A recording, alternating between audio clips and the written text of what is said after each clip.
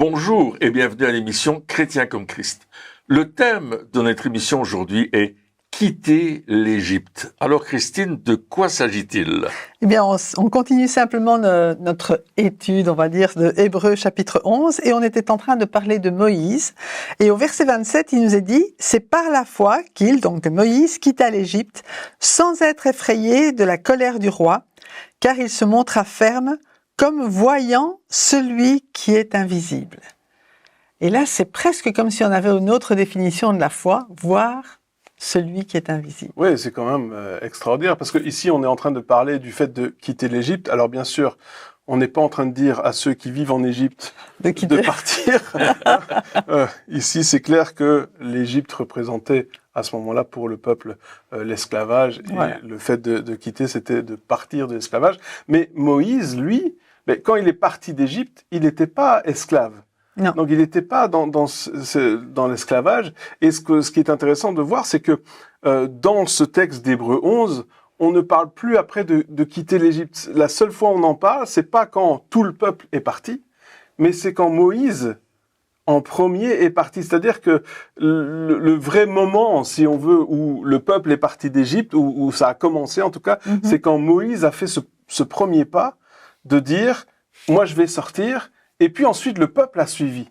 Oui. Et c'est vraiment intéressant de voir que par la foi, Moïse, il a comme pris un pas, il a fait une action qui allait, 40 ans plus tard, entraîner tout un peuple à le suivre. Donc, est-ce que ça veut dire aussi que pour nous, dans notre vie de tous les jours, par la foi, on peut faire des choses où peut-être qu'au moment où on les fait, personne ne suit, mais qui, quelque part, ouvre la voie pour que d'autres puissent être libérés de certaines choses. Oui, nos actions vont avoir des répercussions positives ou négatives en fonction de ce qu'on veut faire, mais ici on voit que il va agir par la foi, voyant celui qui est invisible. Donc il est en train d'avoir une relation quand même avec Dieu. Il a vu quelque chose que personne n'a vu. Et c'est cela la foi. À un certain moment, on va voir quelque chose que Dieu va nous montrer et personne d'autre l'a vu, mais nous on sait qu'on sait que c'est ça qu'il faut faire. Et Moïse vivait ce cas de figure. Tout d'un coup, il comprend que pour lui, c'est le commencement de l'exode quelque part. Oui, et je ne suis pas sûre qu'il sait déjà tout ce qui va se passer, parce qu'il va quand même passer 40 ans après dans le désert, et 40 ans aussi avec les brebis. Mais là, il sait déjà qu'il y a un appel sur sa vie. Je crois que depuis qu'il est tout petit, lorsque sa maman l'enseignait, on a vu la fois passée que c'est sa maman qui l'enseignait quand il était petit, il savait qu'il était différent des Égyptiens. Il savait qu'il y avait quelque chose sur lui, que Dieu l'appelait à quelque chose de grand. Malgré qu'il était élevé à la cour de Pharaon. Bien qu'il était élevé à la cour de Pharaon, et c'est là on a vu aussi qu'il a préféré l'opprobre de Christ, plutôt que d'être appelé le fils de la fille de Pharaon. Et il a quitté cette position. Et bon, on sait qu'il a tué un Égyptien, et puis finalement il était poursuivi par la colère du roi. C'est pour ça qu'on dit qu'il n'était pas effrayé de la colère du roi, mais il est resté ferme. Et il a continué sur son appel, je vais dire. Il a quitté l'Égypte. À ce moment-là, il s'est réfugié en Madian. Mais il savait. Mais je crois qu'il avait une certitude dans son cœur. Il y avait quelque chose qui lui parlait directement, sans connaître l'aboutissement de ce qu'il allait faire. Et c'est écrit qu'il l'a fait par la foi. C'est vraiment... Bon, c'est un chapitre sur la foi, et on voit que ce qu'il a fait... il ne s'est pas borné à croire les choses qu'il voyait, mais il a cru l'invisible. Et c'est ça qui est important. Oui, c'est ça. C'est-à-dire que Moïse, donc depuis déjà son enfance, il y avait quelque chose sur sa vie. Donc il a été sauvé des eaux. Donc il savait qu'il y avait cet appel. Il a quand même grandi à la cour du Pharaon, mais quand même élevé dans sa famille quelque part. Donc il y avait une espèce de double éducation. Mais souvent, on pense que Moïse, la grande révélation de sa vie, c'était lors du buisson ardent, lorsqu'il a vu Dieu et qu'il a enfin compris son appel. Mais le truc, c'est que l'appel était déjà là, à la base. Et puis lui, il savait qu'il fallait libérer le peuple. Donc il avait déjà une idée générale, on va dire, de ce qu'il devait faire ou de ce qu'il fallait faire. Il a essayé avec ses propres forces, tu le disais, en tuant un Égyptien, en se disant, ben voilà, je vais libérer mon peuple. Il pensait créer une révolte et il s'est mis tout le monde à dos, et son peuple, et le pharaon. Et là, il dit, mais ensuite, il a quitté l'Égypte. Alors, une version dit, parce qu'il voyait Dieu qui est invisible. Une autre version dit, ça peut aussi vouloir dire, parce qu'il a vu l'invisible et qu'il avait la patience d'attendre ce qu'il voyait dans l'invisible. Wow. Donc quelque part, on peut dire aussi, parce que dans certains textes, il n'y a pas ce mot Dieu, parce qu'il voyait Dieu qui est l'invisible. Et donc ici, on pourrait traduire parce qu'il avait la patience d'attendre ce qu'il a vu dans l'invisible. Donc ça veut dire que il s'est dit, c'est pas comme ça que ça doit se passer. Ce qui se passe ici, c'est pas la bonne chose.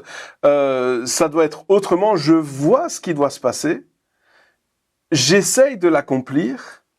Je n'arrive pas, mais je pars parce que je sais que ça va s'accomplir à un certain moment. J'ai la patience. Et la patience, il a dû en avoir parce qu'il a quand même attendu 40 ans avant de pouvoir enfin revenir en Égypte pour libérer le peuple. Donc, quelque part, on a cette idée de Moïse qui a déjà une vision. Et ça, je pense que ça peut nous parler aussi à nous, parce que des fois, on a comme une vision un peu brouillée de ce que on devrait faire, un peu flou de notre appel. C'est-à-dire qu'on a une idée, on sait que ce qu'on fait là, c'est pas ça qu'on devrait faire. On sait qu'il y a autre chose pour nous. On n'est pas sûr de quoi, de ce que c'est exactement. Et puis on a peur de faire ce pas de foi, mais à aucun moment, même si Moïse ne savait pas exactement ce qu'il fallait faire, et Dieu a dit, ah ben non, il n'aurait pas dû quitter l'Égypte. C'est-à-dire que même si, quelque part, notre appel est un peu flou, je pense que c'est important de commencer à entrer dedans, de se dire, ok, j'ai pas toute la révélation, j'ai pas toute la connaissance de ce que je dois faire, mais je sais que ici, c'est pas ma place. Ma place, elle est ailleurs.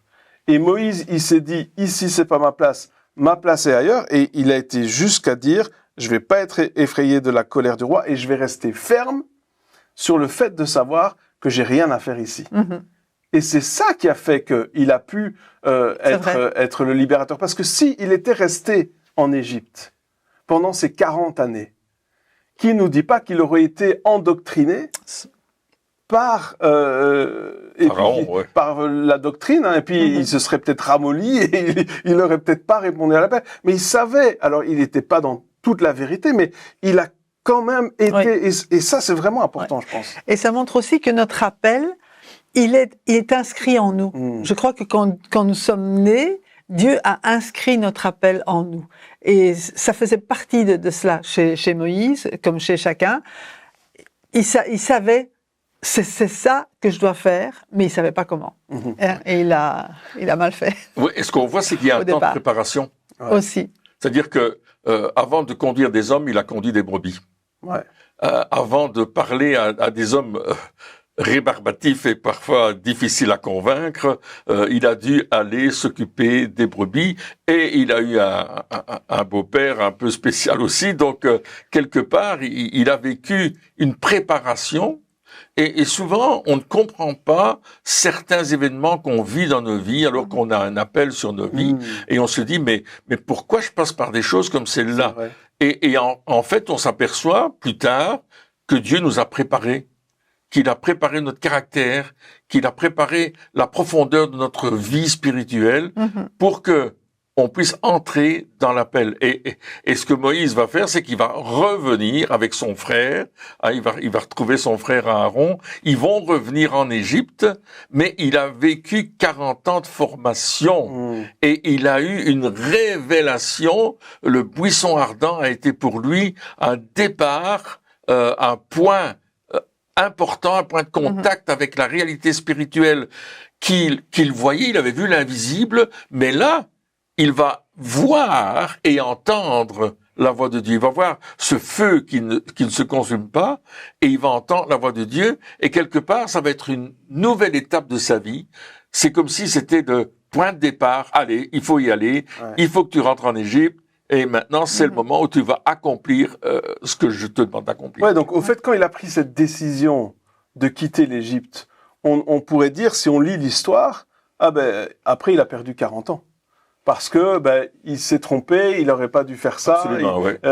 On aurait pu lire, si on lit l'histoire comme un récit, on aurait pu lire, il quitte l'Égypte, super, Dieu va l'appeler tout de suite et il va revenir, il va libérer le peuple. Mais non, on voit, pendant 40 ans, il fait rien.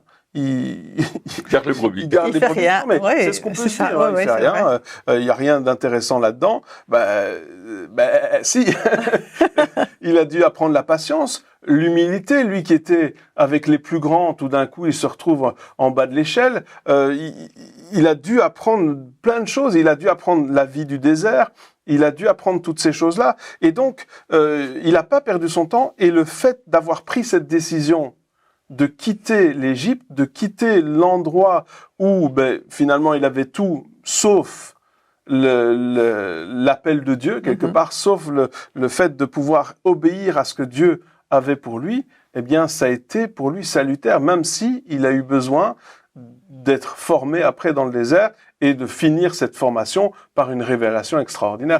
Mais il a fallu le faire, et donc dans nos vies, eh bien, le fait des fois de partir, de dire, OK, moi, je fais plus ça, je change, j'ai plus rien à faire ici, eh bien, peut-être qu'on sait pas exactement où on en est, mais c'est salutaire pour nous. Moi, je me souviens quand j'étais adolescent, à un certain moment, j'étais à l'école, et puis j'avais 16, 17 ans, et je me disais, mais j'ai rien à faire, c'est pas ma place. À un certain moment, je me disais, c'est pas là que je dois être. J'avais rien contre le fait d'apprendre, mais je me disais, c'est pas ici que je dois être ailleurs. Et puis, on avait été chez un ami aux États-Unis, et là, j'avais visité une école biblique, et puis je t'avais appelé, et puis j'avais dit, mais c'est ici que je dois être, je reste là, je ne reviens pas. On avait été pour les vacances.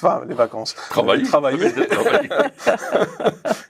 Et puis, j'avais dit, mais je reste ici parce que j'avais vu, je me disais, mais c'est ça que je dois faire. Je dois aller dans une école biblique. Et évidemment, c'était pas celle-là, mais c'était cette direction-là. Donc, c'était pas la bonne direction. Enfin, c'était pas précis. La précision était pas bonne, mais la direction était bonne. Et à partir de ce moment-là, je me suis dit, mais c'est ça, au fait, que je dois faire. Et là, tout d'un coup, tout est devenu clair. Et je pense que dans nos vies, c'est la même chose. Il y a des moments, et c'est tellement important pour nous à comprendre, où on se dit, OK, je suis dans un endroit, je fais des choses, j'ai acquis une routine, j'ai mon train-train quotidien, mais là, il y a quelque chose qui va pas, c'est pas ça que je dois faire, c'est peut-être même c'est pas la ville où je dois être, c'est pas, il y a quelque chose qui va pas, et c'est à ce moment-là où on doit demander à Dieu, Seigneur, ne me laisse pas perdre du temps dans cette routine, ne me laisse pas perdre du temps, mais montre-moi la voie,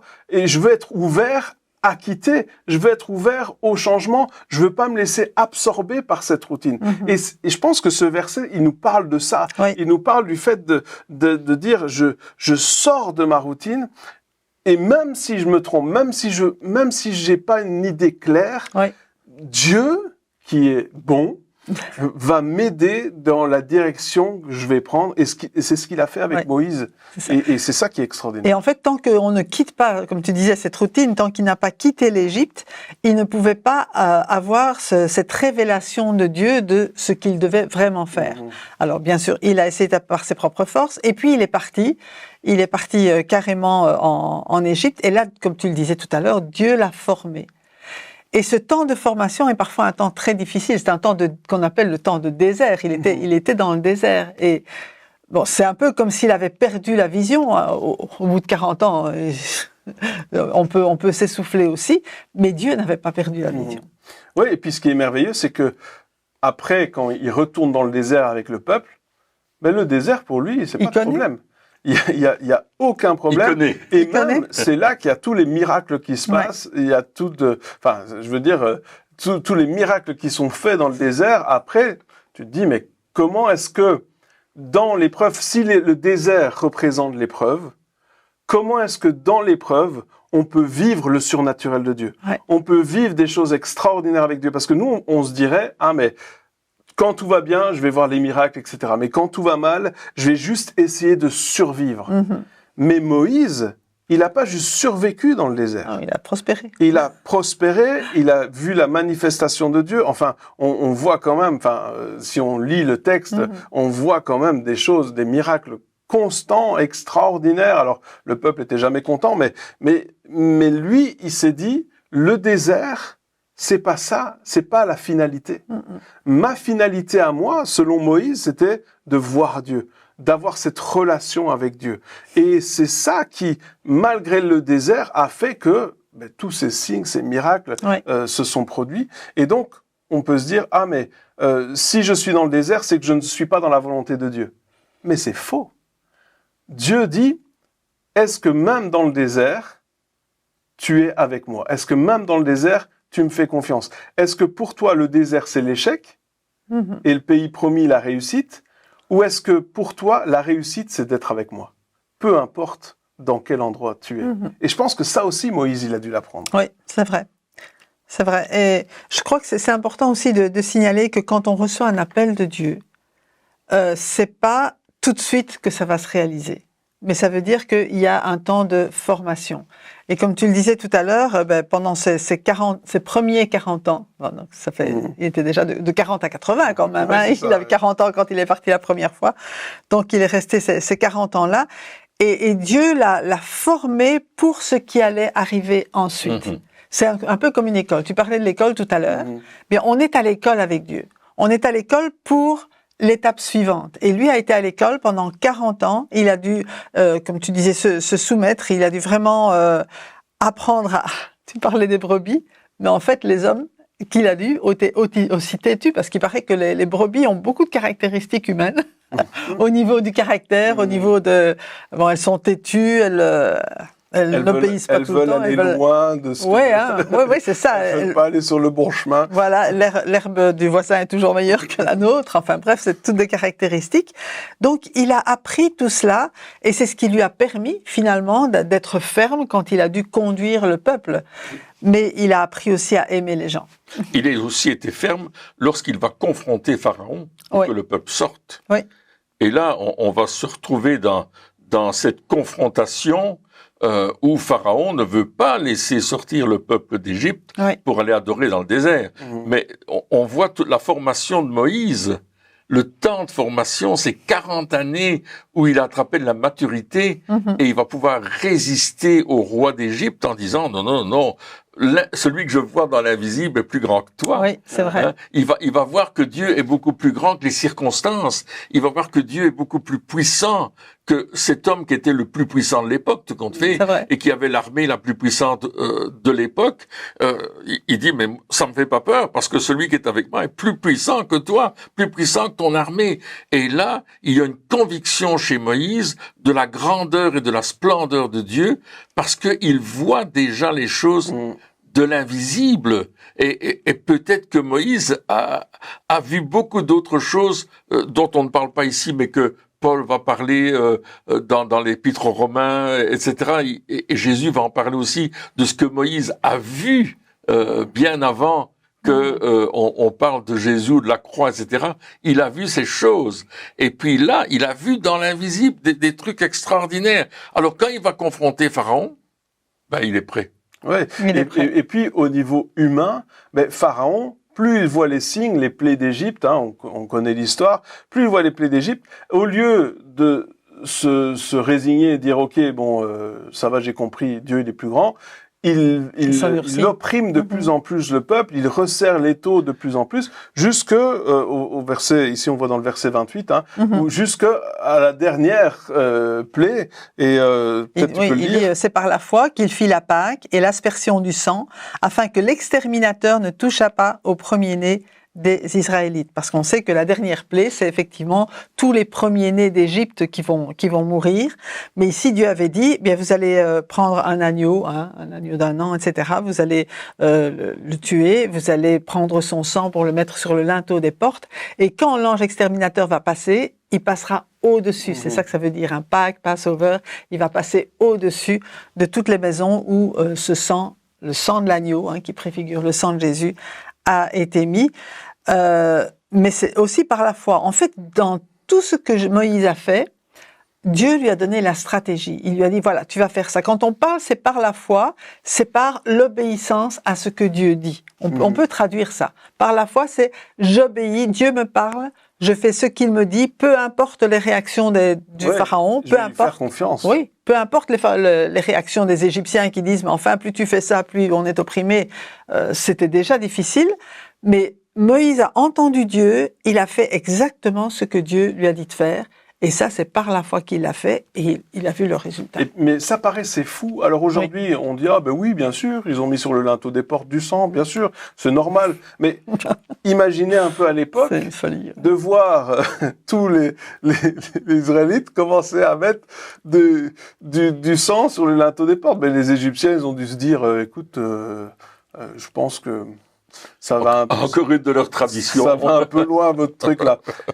Mais peut-être qu'il y en a d'autres des Égyptiens qui ont dit, est-ce qu'on peut le faire aussi? Et je suis sûr que ceux qui l'ont fait, eux, ils ont été protégés. Oui. Donc quelque part, il y avait aussi le fait de dire, ah mais on va s'associer à cet acte de foi, et le fait de s'associer à l'acte de foi à protéger ceux qui l'ont fait. Et ils sont partis avec lui. Et ils sont donc quelque part il y a vraiment ça paraît une folie. Il y a des choses qu'on fait comme ça. Alors bien sûr, je pense pas que Dieu aujourd'hui va nous dire mettez du sang sur le linteau de vos portes, hein, parce que on est quand même passé à l'étape spirituelle des choses. Hein. Jésus, il est mort, il a versé son sang et puis une fois pour toutes. Mais il y a quand même cette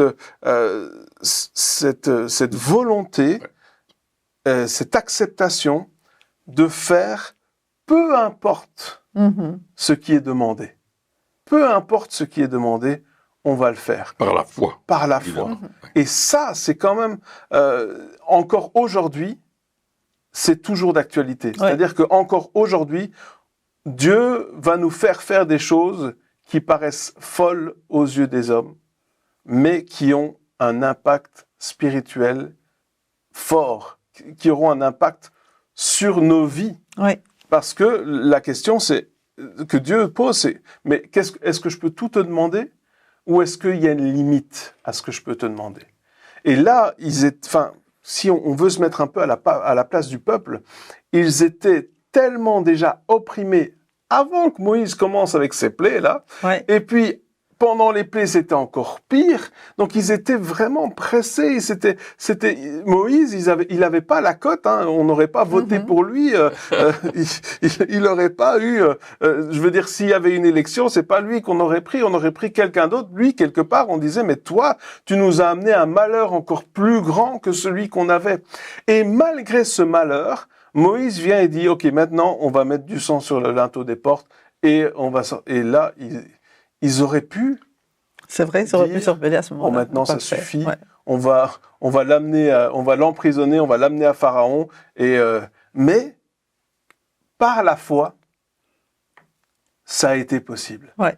Par la foi, ils ont quand même bien réagi cette fois-là. Oui, il a quand même fait la Pâque. Ouais. Oui, c'était ça. Quelque chose d'important de sacrifier l'agneau qui représente Jésus, bien sûr, un agneau mâle d'1 an, sans défaut. C'était quand même quelque chose il fallait faire de cette façon-là, sacrifice, offrir du sang. On se souvient de Caïn et d'Abel aussi, hein, où lui aussi va offrir un agneau de son troupeau. Et on voit que c'était quand même quelque chose qui était dans la coutume, l'habitude de ce peuple. Mais là, tout le monde va le faire en même temps. Oui, ça c'est extraordinaire. C'est pas seulement un seul endroit. C'est tout le monde va le faire en même temps. Dans les maisons, on va rassembler ceux qui sont seuls, on va pas laisser les gens seuls, on va rassembler tout le monde et on va sacrifier cet agneau, on va faire tout ce qu'il fallait faire autour, hein, il y a tout un processus et on va mettre le sang. Ouais. Donc je peux m'imaginer que t'as pas encore mis ton sang sur le linteau de tes portes. Non, je suis pas prêt, mais je vais le faire bientôt. Et puis on voyait les gens avec leur pinceau en train de mettre du sang.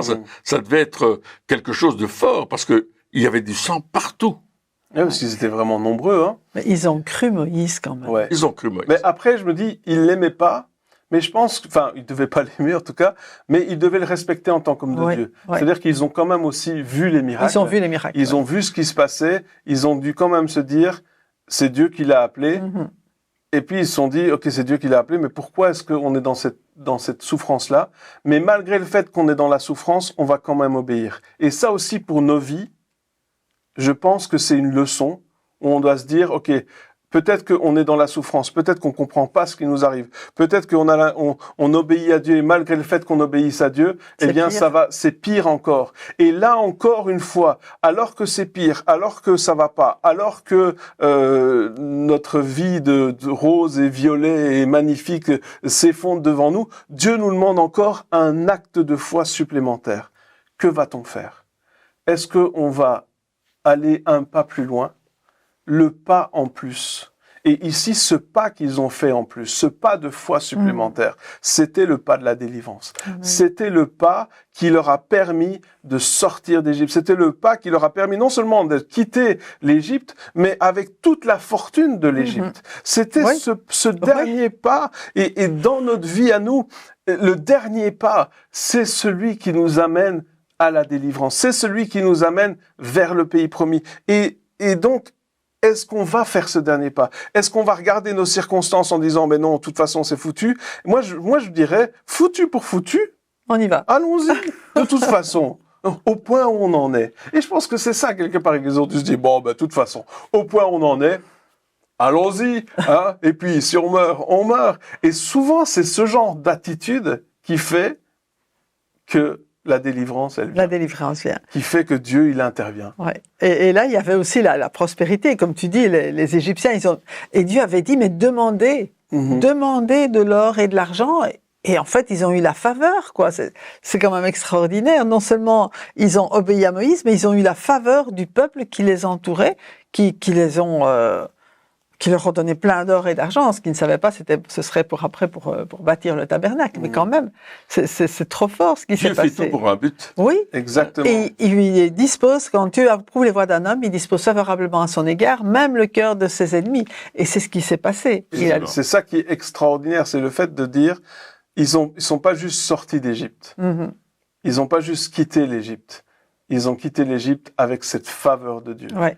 Parce que un jour, un homme, Moïse, avait 40 ans plus tôt quitté l'Égypte en voyant l'invisible.